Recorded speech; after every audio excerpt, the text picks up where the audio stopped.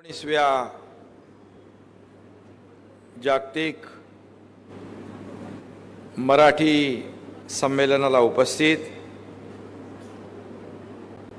संमेलनाचे अध्यक्ष योगेंद्र पुराणिक जी, ते जपानमध्ये जाऊन आमदार झालेले आहेत। मराठी माणूस बघा कुठं झेंडा लावतो जाऊन।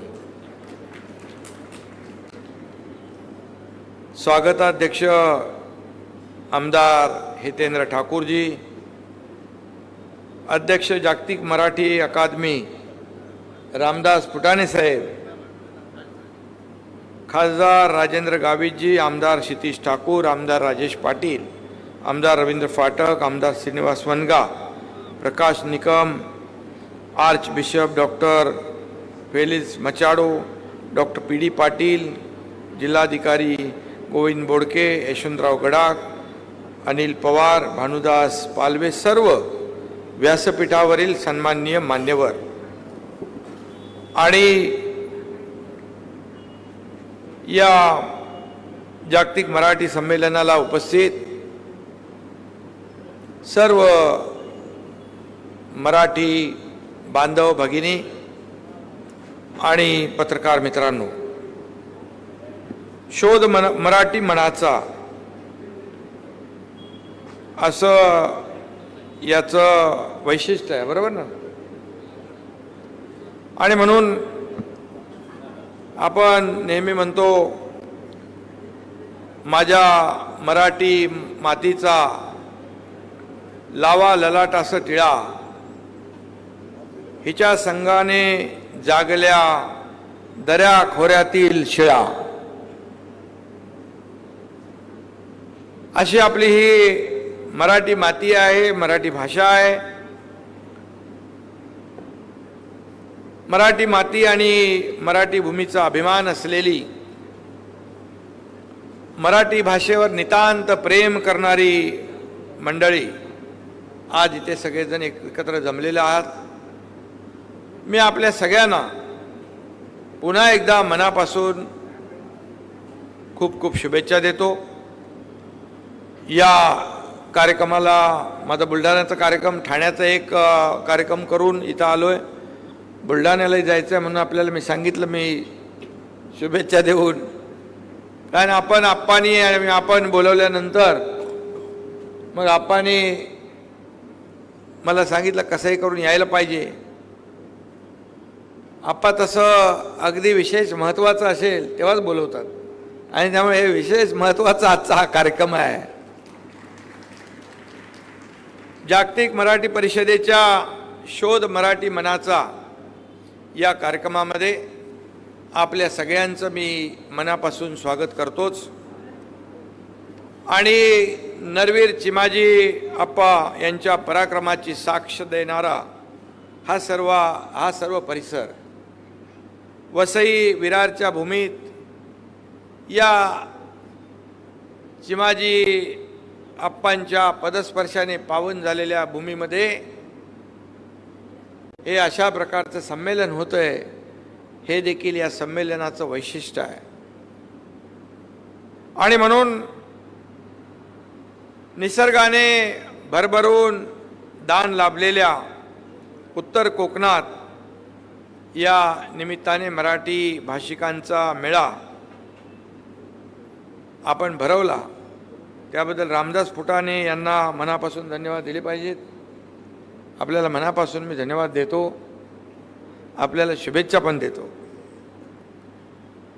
मराठी भाषेशी संबंधित, मराठी साहित्याशी संबंधित आणि मराठी माणसाशी संबंधित जी विविध व्यासपीठं आहेत, त्यात जागतिक मराठी परिषद हे देखील अत्यंत सन्मानाचं व्यासपीठ आहे। आणि म्हणून माय मराठीचा जागतिक जागर करणारं हे व्यासपीठ आहे असं म्हटलं तर वावगं ठरणार नाही। शोध मराठी मनाचा ही संकल्पना अतिशय सगळ्यांनाच आवडणारी आहे। जगभरामध्ये नोकरी व्यवसायानिमित्त आज मराठी माणूस आपल्याला पाहायला मिळतोय, स्थिरावलेला आपल्याला दिसतोय। आणि कुठेही जरी मराठी माणूस गेला आता आपण जेव्हा परदेशात जातो त्यावेळेस मराठी माणूस तिकडे आपल्याला भेटला की तो अतिशय जी काय आपुलकी जिव्हाळा प्रेम पाहायला मिळतं ते अगदी आगळं वेगळंच असतं. पण तो कुठेही असला तरी सुद्धा त्याचं मन मात्र या महाराष्ट्राच्या रांगड्या मातीमध्येच अडकलेलं असतं. पुटाणे साहेब बरोबर आहे ना? कारण शेवटी आज हे अंबरनाथकर जपानमध्ये गेले, तिथं उद्योजक झाले, तिथं आमदार झाले. ही मोठी गोष्ट आहे आपल्यासाठी. आणि मग अशी मराठी माणसं उद्योजक तर होतात, नोकरीनिमित्त जातात, परंतु त्या मातीमध्ये एकरूप होऊन तिकडे जाऊन लोकप्रतिनिधी पण होतात. अशी अनेक उदाहरणं आपल्याला देता येतील. आणि म्हणूनच कविवर्य सुरेश भट म्हणतात, एवढ्या जगात माय मानतो मराठी. ही भावना जगाच्या कानाकोपऱ्यामध्ये आणि माय मराठीची ओढ असणाऱ्या आपल्या बांधवांमध्ये आहे. एवढं प्रचंड आकर्षण आपल्या या माय मराठीबद्दल सगळ्यांमध्ये आहे. आणि म्हणून त्यांना एक हक्काचं व्यासपीठ उपलब्ध करून देण्याचं काम आपली अकादमी करते आहे, याचाही आनंद आहे. जी भाषा सर्वांना जोडते, सामावून घेते, या जात पात धर्माच्या पलीकडची माणुसकी शिकवते, तीच भाषा खऱ्या अर्थाने विश्वाची होते, असा आपल्याला सगळ्यांना एक अनुभव आहे. आणि म्हणून कामानिमित्त, व्यवसायानिमित्त किंवा अन्य कुठल्याही कारणाने जगाच्या कुठल्याही कोपऱ्यामध्ये कानाकोपऱ्यात आपण जातो तेव्हा आपली नाळ जी आहे इथल्या मातीशी जुळलेलीच असते, त्याच्यामध्ये कधी खंड पडत नाही. हा आपल्या प्रत्येकाचा अनुभव आहे. आणि म्हणून ही भाषा आपण, आपली संस्कृती जीवापाड जपण्याचं काम आपण करत असतो. आणि म्हणून भाषेची, साहित्य, संस्कृतीची अशीच जपणूक केलेली मंडळी आज इथं व्यासपीठावर आहेत आणि या समोर देखील या ठिकाणी या प्रांगणामध्ये आहेत. आपली मराठी भाषा तुमच्यासारख्या मराठी प्रेमीमुळेच प्रवाही राहिली आणि पुढे देखील पिढ्या बहरत राहील, वाढत जाईल, असा विश्वास देखील या ठिकाणी मी व्यक्त करतो. आजच्या या संमेलनाचे अध्यक्ष योगेंद्र पुराणिक परदेशात राहून, या मगाशी मी भेटलो, लगेच ते त्यांचं जे काही मराठी मन आहे आणि अंबरनाथकर आहेत त्यांनी लगेच जे काय त्यांच्यातलं दर्शन मराठी मनाचं घडून आलं आणि त्यांना आपण संमेलनाचं अध्यक्ष केलेलं आहे. त्याबद्दल तुम्हाला देखील मी मनापासून धन्यवाद देतो, मनापासून आपलं अभिनंदन करतो. अंबरनाथपासून प्रवास थेट जपानपर्यंत आणि आज अनेक लोक, शेकडो, हजारो मराठी मंडळ उत्तम काम करत आहेत. मी मध्ये दावोसमध्ये गेल्या वर्षी गेलो होतो, वर्ल्ड इकॉनॉमिक फोरमला, याही वर्षी जाणार आहे. तिथे देखील खूप मराठी मंडळ मला भेटली. त्याने खूप आग्रह केला की आपल्या या देशामध्ये मराठी मंडळ आपलं आहे, त्या देशात आहे, आपण एक मोठं मराठी मंडळांचं एकत्र संमेलन करू तिकडे. असं एक जिथे राहतात तिथे एक एकोप्याने राहतात आणि आपली माय मराठी आणि आपली मराठी संस्कृती जोपासण्याचं, आपली मराठी भाषा पुढं नेण्याचं काम ते तिथे करत असतात. काळाबरोबर अनेक शब्द स्वतःमध्ये सामावून घेणारी आपली भाषा आहे. त्याचमुळे इतकी शतके ती आपली जी काय मुळं आहेत ते घट्ट पकडून आहेत. त्याचं कारणच ते आहे की एवढे वर्ष, एवढे शेकडो वर्ष मजबूतीने आपली भाषा उभी राहते आहे, हे देखील आपल्यासाठी फार अभिमानास्पद आहे. 750 वर्षापूर्वी संत ज्ञानेश्वरांनी सांगितलं होतं, आता विश्वात्मके देवे असं म्हणत त्यांनी पसायदान लिहिलं. आजही ते विश्वाचं गान आणि जगण्याचं सार म्हणून आपण मानतो, याच्यात देखील खूप महत्त्व आहे. आणि म्हणून पसायदान ते आर्टिफिशियल इंटेलिजन्सची भाषा जाणणारी मराठी भाषा हा प्रवास फार विलक्षण आहे.